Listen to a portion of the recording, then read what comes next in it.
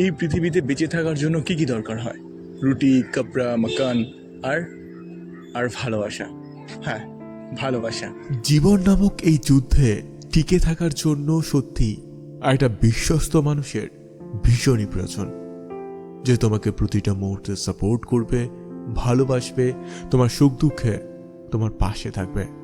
পৃথিবীর প্রত্যেকটা মানুষ তোমার বিরুদ্ধে গেলেও একমাত্র সেই তোমার পক্ষে থাকবে। তার অটুট বিশ্বাস, ভরসা আর আস্থা থাকবে তোমার উপর। পৃথিবীর কোনো শক্তি তোমার প্রতি তার অফুরন্ত ভালোবাসাকে কোনো দিনও টলাতে পারবে না। আর সত্যি বলতে এমন মানুষ আজকালকার যুগে খুঁজে পাওয়া খুবই মুশকিল, কারণ মানুষ চেনা সহজ কাজ নয়। কে বিশ্বস্ত, কে প্রতারক, কিংবা কে ক্ষণিকের জন্য থাকবে আর কে আজীবন, তা সত্যিই বাইরে থেকে বোঝা কঠিন। কারণ সঠিক মানুষ সঠিক সময়ে কখনো আসে না। কারো জীবনে তাড়াতাড়ি আসে, আবার কারো অনন্ত সময় পর।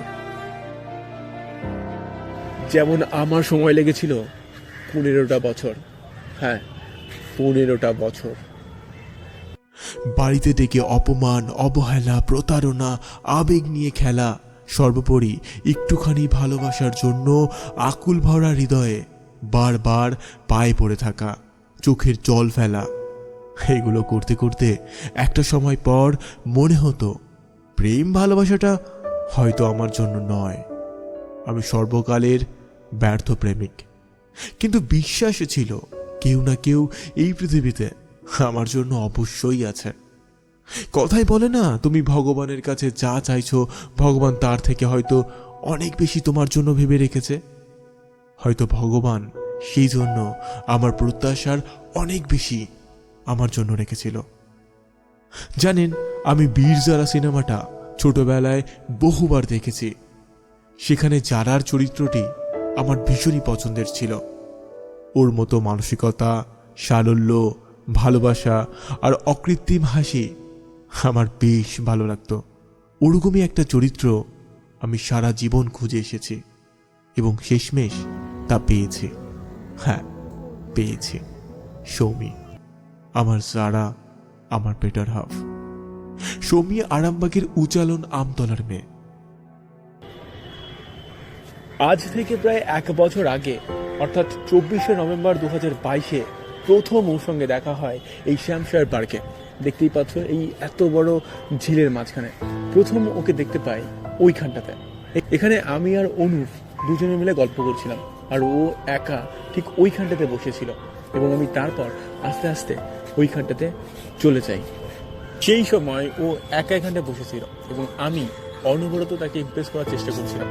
সে কি পছন্দ করে, কি ভিডিও দেখতে পছন্দ করে, কি অডিও পছন্দ করে, কোন কোন ইউটিউবারকেও ফলো করে, সেই জিনিসটা। এবং তারপর থেকেই আমাদের কথা বলা শুরু। 2023-এর আজকের এই দিনে, অর্থাৎ 12ই ফেব্রুয়ারি, আমাদের ভালোবাসার কাউন্টডাউন শুরু। আর আজ সেটা বহু ঘাত প্রতিঘাত, লড়াই সংগ্রাম, মান অভিমান আর অটল ভালোবাসার মধ্য দিয়ে 1 বছরের গণ্ডি পার করল। আসলে আমাদের এই পৃথিবীতে সবাই মানুষের উজ্জ্বল দিক দেখেই আকৃষ্ট হয়। ভালো গুণ, ভালো পোশাক আশাক, স্মার্টনেস, সবকিছু। কিন্তু অন্ধকার দিক দেখে ভালোবাসতে পারে কজন? রাগ, অভিমান, সমালোচনা সবকিছু নির্দ্বিধায় মেনে নিয়ে আমি তবুও তোমাকে ভালোবাসি, কোনোদিনও ছেড়ে যাব না, এই কথা বলতে পারে কজন? কারণ বাইরে আমার অনেক ভালো গুণ থাকলেও ভেতরে কিন্তু খারাপ গুণের অভাব নেই। আর সেই খারাপ গুণগুলোকে নির্দ্বিধায় মেনে নিয়ে আমাকে ভালোবাসতে পারে সৌমি। আমার সমস্ত রাগ অভিমানগুলোকে নির্দ্বিধায় মেনে নিয়ে আমাকে সঠিক পথে সবসময় সে নিয়ে যায়। আরেকটা ইন্টারেস্টিং ব্যাপার হলো, এখনকার তথাকথিত মডার্ন যুগে ভালোবাসা টিকিয়ে রাখার জন্য প্রয়োজনীয় যেসব লাগে, যেমন টাকা পয়সা, গাড়ি, কিংবা দামি দামি উপহার বা বড় কোনো রেস্টুরেন্টে খেতে নিয়ে যাওয়া, এগুলো এখনো আমি কিছুই করিনি। তবে সামান্য 12 টাকার চা আর একগুচ্ছ গোলাপেও তার ঠোঁটে অফুরন্ত হাসি আমি দেখেছি।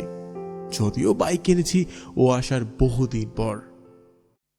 সেই জন্য মাঝে মাঝে সত্যিই নিজেকে অনেক বেশি সৌভাগ্যবান মনে হয় যে এই ছলনা আর প্রতারণার যুগে সৌমির মতো একটা মানুষ পেয়েছি, যার অকৃত্রিম হাসি আর সারল্য ভরা চোখের দিকে তাকালে মনটা সত্যি শান্ত হয়ে যায়, সারাদিনের ক্লান্তি দূর হয়ে যায়। সেই জন্য আমি ঈশ্বরের কাছে প্রার্থনা করি এই মানুষটার সাথে আমি যেন আজীবন থাকতে পারি। হ্যাপি অ্যানিভার্সারি বো, happy anniversary. I love you, I really really love you. সত্যি বলতে প্রত্যেকটা মানুষকে একটা সময় পর গিয়ে থামতে হয়, কারণ মানুষ একটা সময় পর বুঝতে পারে আসলে জীবনে পারফেক্ট বলে কিছু হয় না। ত্যাগ, ভালোবাসা আর বিশ্বাস দিয়ে পারফেক্ট বানিয়ে নিতে হয়, নইলে তুমি জীবন নামক এই অতিকায় সমুদ্রে ছন্ন ছাড়া নৌকার মতো কুল কিনারা ছাড়াই আজীবন ভেসে বেড়াবে।